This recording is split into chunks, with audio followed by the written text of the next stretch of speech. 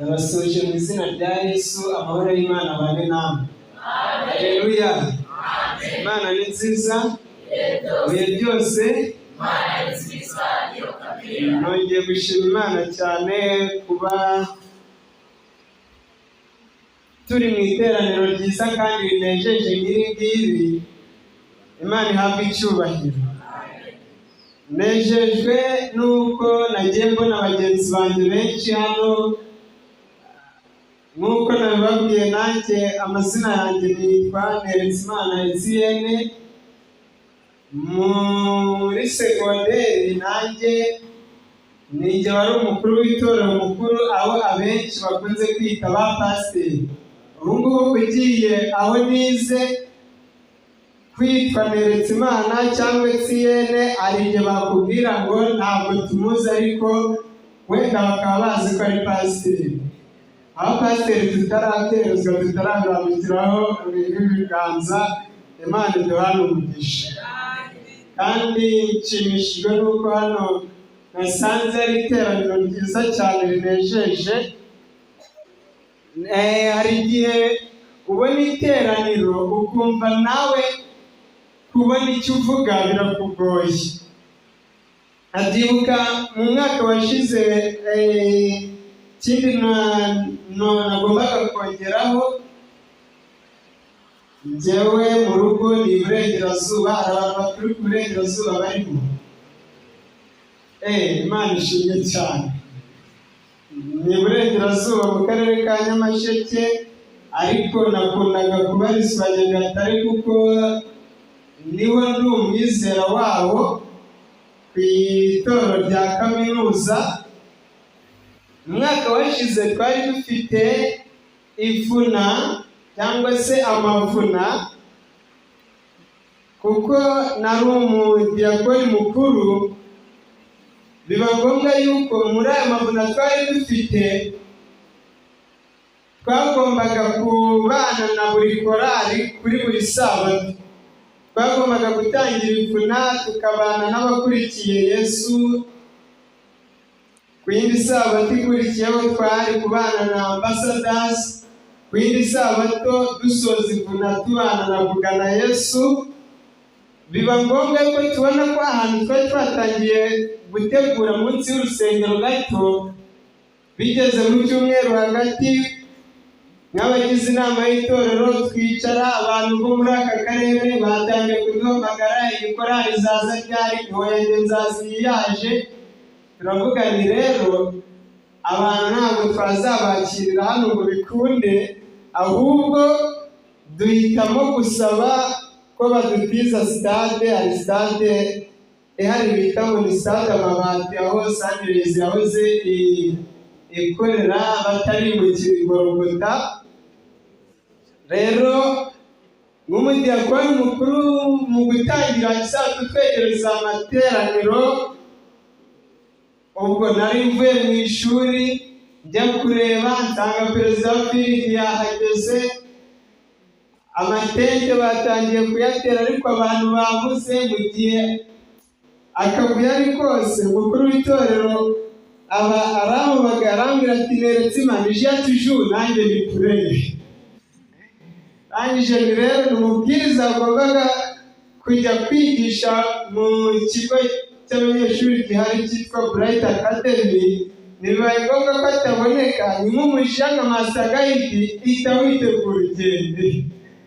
Ubwo rero mpita nsimbukira mu rugo, mfata Bibiliya, sinjya mbona kugendana ibitabo byinshi, kuko hari igihe kimwe twari turi mu materaniro, umwigisha atambutse arambitse ibitabo, numva umuntu umwe ngo biriya bitabo byose yabisoma tukiri hano, nibiswara akanigendere.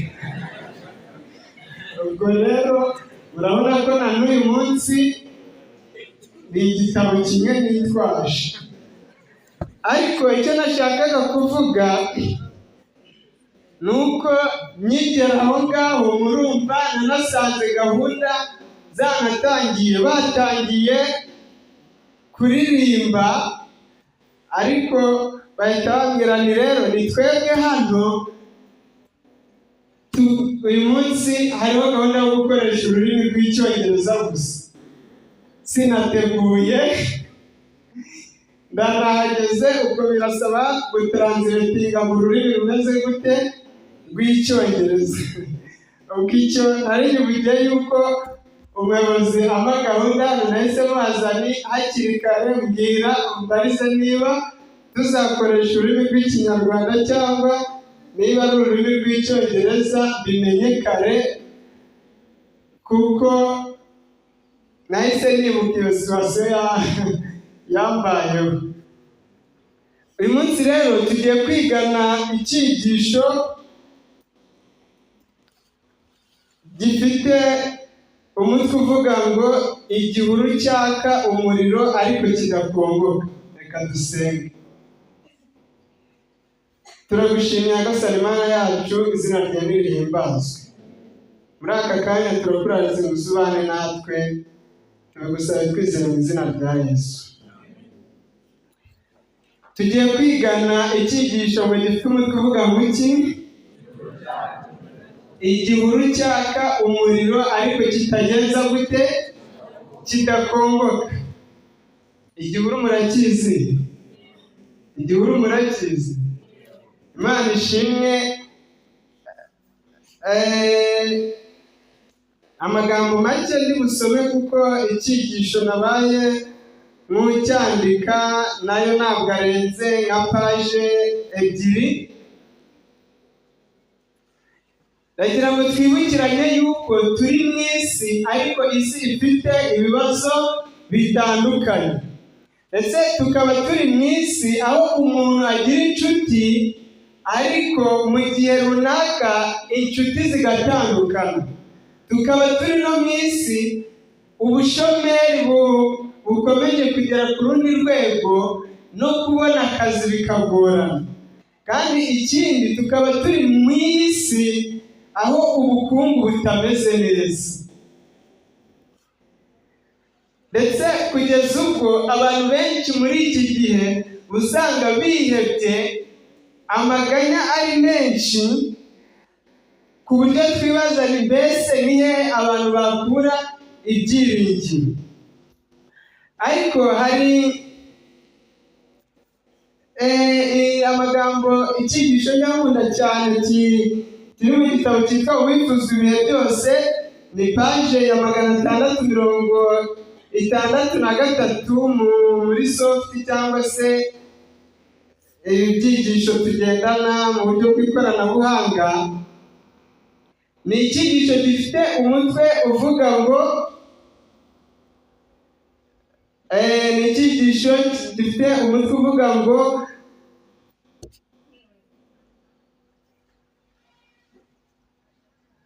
indi nshuro. Reka ndebe ayo magambo neza. Cyitwa ngo indi nshuro ku nkengero y'ikiyaga. Ni ukuvuga ngo ku kiyaga cya Galilaya hari igihe abigishwa bigeze kujya kuroba, ariko mu gihe barobaga amazi cyangwa se umuyaga uba mwinshi, ndetse ku buryo banditsemo amagambo nagiye gusoma ariko nari nayanditse hano. Baravuze ngo amazi yabasimbizaga cyane. Hari abantu bazi ikiyaga? Hari igihe rero kigera ikiyaga cyangwa se inyanja igahindura isura, ariko inshuro nyinshi bikunda kubaho mu masaha ya nijoro. Ku manywa ushobora kubona inyanja ituje, ariko inshuro nyinshi byagera nijoro hari ibyo mu kinyarwanda bakunze kwita ngo ni ibitunda. Mu cyongereza abiga geography niba dufasha neza niba byo bita ni waves. Yes, ni waves. Ariko ushobora kubona giturutse nk'ariya kisimbiza, kugeza ubwo hano baranditse baravuga ngo abo bigishwa hari umuyaga mwinshi, ngo kugeza ubwo ngo bisimbizaga amazi ngo yagendaga ababirandura. Ariko mu gihe byari bimeze gutyo, nibwo ngo bagiye babona umuntu aturutse ku mucanga aza abegera, ndetse ngo atangira kugenza amaguru hejuru y'amazi. Uwo ngo yari Yesu.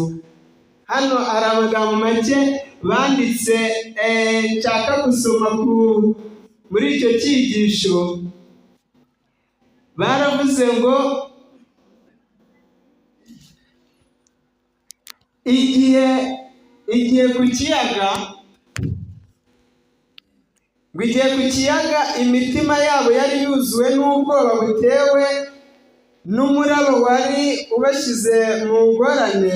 Yesu akaba ari we waje yihuta akabatabara agenda hejuru y'ayo mazi. Ayo mazi ngo yisimbizaga n'umuraba ukabije cyane, yawuturishije ijambo rye. Izina ry'Imana rihabwe icyubahiro. Bivuga ngo ibibazo byinshi tubasha kuba turimo, ndetse tugasa n'abajya kuroba, n'aho turobera rimwe na rimwe ku yindi nshuro tubona ko abigisha igihe basubiye kuri iki kiyaga bajya kuroba, ariko bakesha ijoro ryose ngo ntacyo bagenje gute, ntacyo bafashe.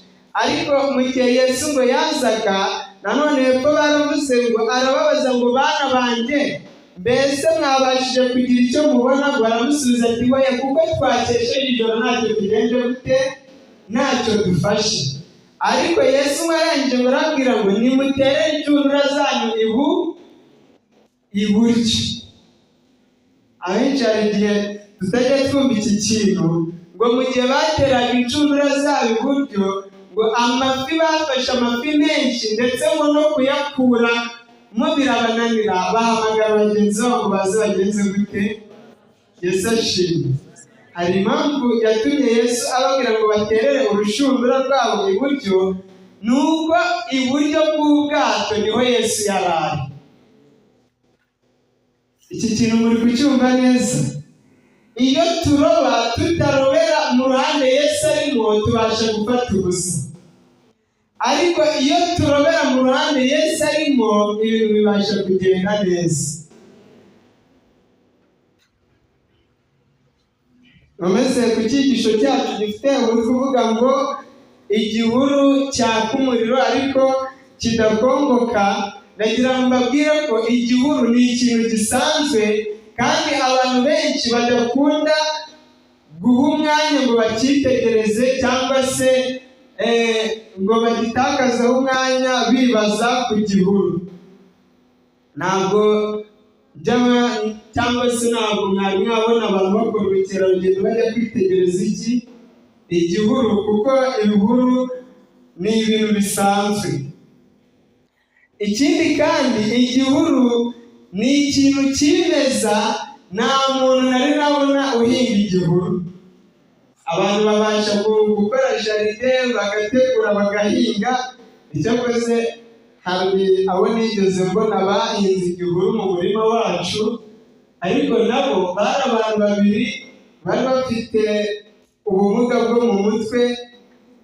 Uyu munsi bavuga bafite ubumuga bwo mu mutwe, nubwo hari abagikoresha imvugo yo kuvuga ngo baki nimwe mubyivugiye.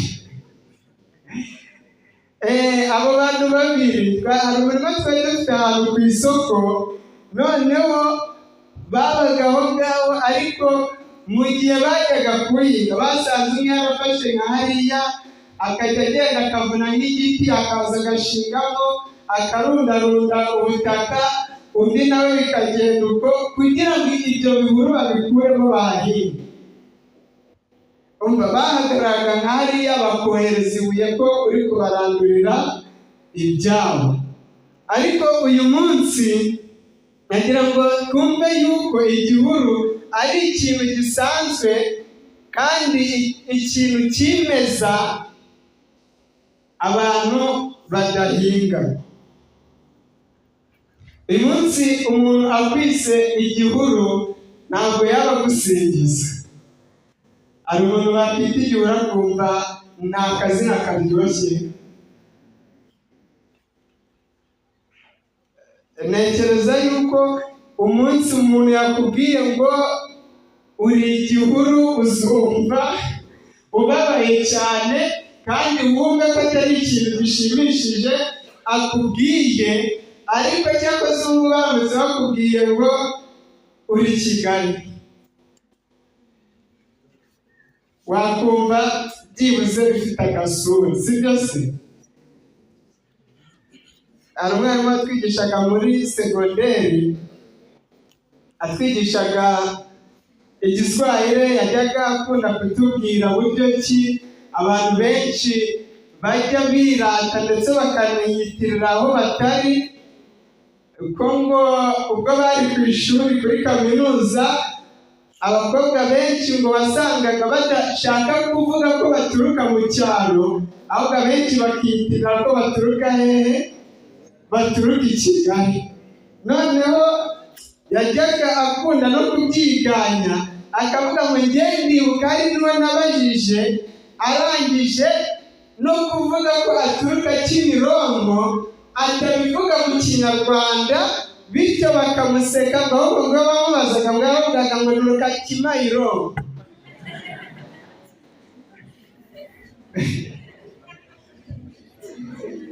Uyu munsi rero uvuga ngo umuntu uturuka no mu cyaro etiyongisha, ahandi hashobora kuba hari ibihuru byinshi, ntabwo avuga ko ari we aturuka, benshi biyitira ko baturuka hehe? Ko baturuka mu mujyi. Ndetse uzasanga ko inshuro nyinshi abantu batema igihuru kugira ngo bahatunganye ndetse bubake umujyi. Uyu munsi ndabizi ko abenshi akoze mwe muri abana b'Imana, hari n'udatinyuka kuvuga aho aturuka, ahubwo akabeshya ko aturuka ahandi. Ariko ndagira ngo turebe amagambo ari mu gitabo cyo Kuva mu gice cyawo cya 3 umurongo wa 1 kugera ku murongo wa 6.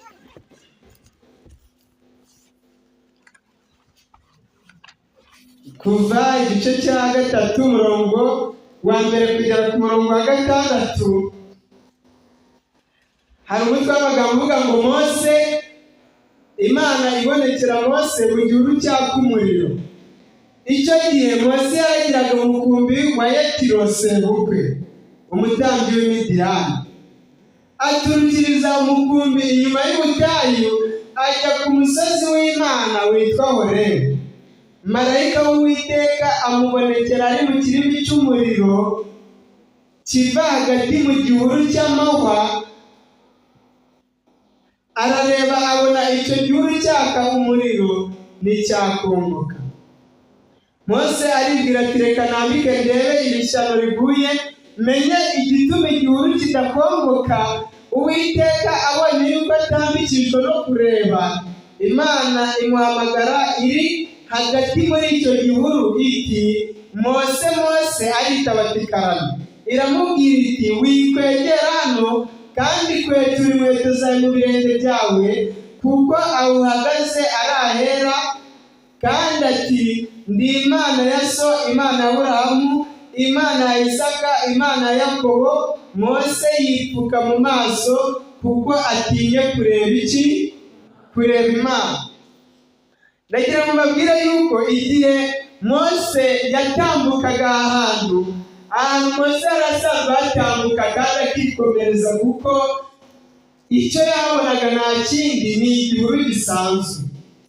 Ariko igihe iki gihuru cyari kirimo umuriro waka, ariko ngo cyakaga umuriro ariko kitagenza gute? Kidakongoka. Ahari ndagira ngo mbabwire ko Mose akimara kubona iki gihuru, nawe ibaze uri kubona igihuru kiri kwakamo umuriro, ariko wareba ukabona ibibabi by'ibyatsi bisa n'icyatsi kibisi n'ibiri gushya. Mose ashobora kuba yaratekereza, ari wowe ushobora gutekereza ko hari utewe n'abadayimoni, kuko ibyo bintu bidasanzwe. Nibuka tukiri bato, hari igihe twaga tujya kuragira inka, noneho tugakunda gukora urugomo rwo kuragira nijoro. Noneho umunsi umwe turagiye ari nijoro, tubona nkara hakurya, tubona hari umuriro. Mugenzi wacu twari kumwe udukuriye atubwira ati buriya ati nimubona ibintu bicanye nijoro biriya biba ari ibidongo. Sinzi ninkoresha ijambo imidongo niba abantu bose babyumva, cyangwa se ibidayimoni. Ambwira ati buriya mubona umuriro nyakuri biba ari ibidayimoni, ariko cyakoze ni ibidayimoni bitinya inka, n'ujya ubibona ujya ufata no ku murizo yamwigenera ntabwo bizajya bigukoraho. Rero icyo nashaka kuvuga ni ukuvuga ngo Mose nawe igihe yabonaga iki gihuru cyakumurira ariko kidafungura, ahari yari kuvuga ni ibi bintu ntibyari bisanzwe, kandi ubundi ashobora kuba yari bukizwe n'amaguru akirukanka. Ariko Mose arangije ndetse ngo yumva ijwi rihamagaye izina rye, ariko ubundi ari wowe urumva utari gutangira gutekereza niba harimo n'ubumaji. Ubundi ubusanzwe mu gihuru, ndetse banatubwiye ko ari igihuru cy'amahwa. Mu gihuru habamo inyamaswa cyangwa se ibisimba bitandukanye. Ushobora gusanga mu gihuru harimo inzoka, harimo ibikeri, harimo imiserebanya. Nawe ibaze uri hose ukajya kumva ijwi riturutse mu gihuru rihamagaye izina ryawe, watangira kwibaza ibyo bintu ukumva harimo no guterwa. Reka bivuge gutyo. Mose akomeza kwegera icyo gihuru kugira ngo arebe impamvu ngo igihuru cyaka ariko kitagenza gute. Uyu munsi rero ari amagambo nari ndi gusoma ejo, ariko yanditswe mu rurimi rw'icyongereza, ni ku rubuga rwa ECD cyangwa se Eastern Central Division. Baranditse ari icyigisho banditse habaye umubatizo w'abantu benshi muri Temayi, bandika basaba ngo iyaba umuriro wakongoraga icyo gihuru wari ukongoye imitima yacu, ndetse barandika ngo icyo gihuru ni wowe, cyangwa se icyo gihuru ni nde. None uyu munsi ko mbise ibihuru, kandi mwibuke amagambo natangiye mbabwira, nabwiye ngo umuntu akwise igihuru uzumva ko atari kugusingiza cyangwa se atari kukwita ikintu cyiza. Ariko niba hari abantu bigeze babona n'igitabo cyitwa umutima w'umuntu, bagaragaza umutima wa kamere nk'ahantu harimo inyamaswa nyinshi zitandukanye. Harimo inzoka, harimo ingurube, harimo ibikeri, harimo ingwe. Inyamaswa, buri nyamaswa igiye ihagarariwe icyaha gikorwa n'umuntu ufite umutima wa kamere. Bivuga ngo umutima wa kamere utari wakira Kristo umeze nk'icyo gihuru gisanzwe, ariko inkuru ishimishije nuko nubwo abantu badakunda ibihuru, abantu bagatema ibihuru, ariko Uwiteka Imana we tubona ko n'iki gihuru ari we yari yinjiye, cyangwa se ari we yari yashingiye kugenza gute. Ndetse na n'uyu munsi twumva ijwi agakomeza komanga mu mitima yacu. Ijambo ry'Imana ratubwira ngo niwumva ijwi rye ntiwinangire iki. Aho ngaho hari za nyamaswa zitandukanye tubona mu gitabo cy'umutima w'umuntu. Kristo niwe yifuza kujya kugira ngo igihuru gisanzwe agihindure igihuru kidasanzwe. Ndetse aya magambo bakomeje ku murongo wa 4, reka yasubiremo mu Kuva. Baravuze ngo Uwiteka abonye yuko atambikishwa no kubireba, Imana imuhamagara iri hagati muri icyo gihuru iti, Mose, Mose. Aritaba ati karame. Iramubwira iti wikwegera kandi kwetura inkweto zawe mu birenge byawe, kuko aho uhagaze ari ahera. Urumva ko Mose ataranakandagira no kuri cya gihuru bakigereho, n'ibindi byatsi byari biri aho hafi yiwe nabyo byari byamaze guhinduka, byari byejejwe. Bivuga ngo umutima w'umuntu wamaze kwakira Kristo, ndetse imibereho ye myiza cyangwa se imibereho abamo, ashobora kuba isoko yo kugira ngo n'abandi babe ibihuru bidasanzwe. ariko ndagira ngo mbabwire yuko iki gihuru Mose yarasanzwe akibona, ariko igihe yabonaga harimo umuriro Mose yifuje kukireba ndetse anafata umwanya wo kwitegereza. Ndagira ngo mbabwire yuko ubusanzwe hari igihe tubona abantu tukabona ni ibisanzwe, ariko iyo umutima w'umunyabyaha amaze kwakira Kristo, indi muri ishimishije ni uko umuriro wa Kristo mu munyabyaha ntabwo umutwika ngo akongore, ahubwo uramuhindura. Ahari umujinya hakaboneka kumwenyura, ahari uburakari, ahari urwango akahashyira urukundo, akamuhindura igihuru kidasanzwe. Mose nawe yitegereza ibyo ngibyo. Ni kenshi muzajya mwumva abantu batanga ubuhamya bw'umuntu yari yarabaswe n'ibiyobyabwenge, ariko mu gihe yari mu kabari akaba nta bantu bajyaga kwitegereza ngo barebe ibyo ari kuvuga, ariko mu gihe yakiriye iyo mbaraga ihindura umutima w'umunyabyaha, igihe atanga ubuhamya abantu bose bakajya kwitegereza kandi baba basanzwe bamureba. Nagira ngo nsoreze ku isomo badusomeye riri mu Bagalatiya igice cyaho cya 2 umurongo wa 20.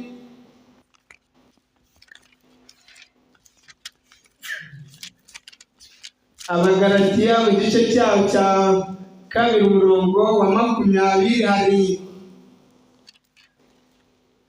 amagambo avuga ngo nabambanywe na Kristo ariko ndiho, nyamara si jye uriho ahubwo ni Kristo uri muri jye. Ibyo nkora byose nyiri mu mubiri bikoreshwa no kwizera umwana w'Imana wankunze akanyitangira. Bivuga ngo umuntu uvuka afite umutima wa kamere, iyo yakiriye Kristo bisigara atakiriwe imibereho ye kuko ibitangaje, ariko akagaragara ko atari umuntu usanzwe, ahubwo nk'uko Pawulo yabivuze akavuga ngo nabambanywe na Kristo. Bivuga ngo igihe Kristo yajyaga ku musaraba akabambwa nari muri we, ndetse ndabambwa mfa ku byaha. N'igihe yazukaga nazukanye na Kristo. Kubw'ibyo rero ntabwo ari njyewe ukiriho, ahubwo ninde ni Kristo uri muri njyewe, ndetse n'ibyo nkora bigaragaza ko ari Kristo uri hehe, uri muri njyewe. Uyu munsi ndabarakira kugira ngo twakire Kristo nk'umwami n'umukiza wacu. Birashoboka ko imibereho twari tubayeho abantu babonaga twarababereye ibihuru. Niba mwanakurikiye neza, bavuze ko cyari igihuru cy'amahwa. Bivuga ngo uramutse ukandagije n'ikirenge mu icyo gihuru, icyo wakuramo harita kujombe, ibisimba birimo bishobora kukuruma.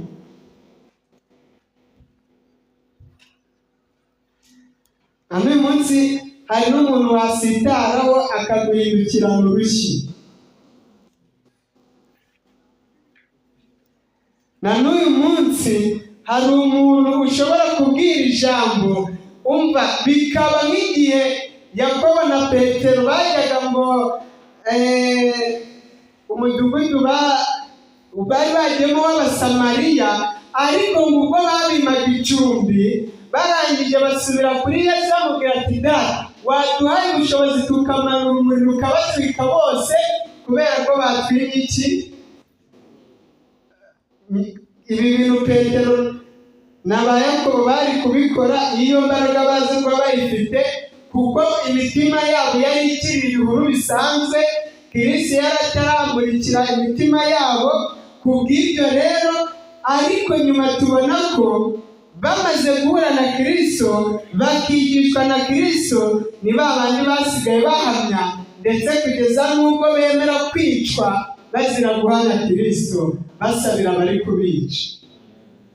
Uwiteka Imana tubashishe kuba ibihuru bidasanzwe, twemerere umwuka w'Imana kugira ngo akorere mu mibereho yacu, bityo natwe abatubona babone ko atari abantu basanzwe babona, ahubwo ko ari Kristo uri muri twebwe. Ibyo nabasabira nanjye nisabira mu izina rya Yesu.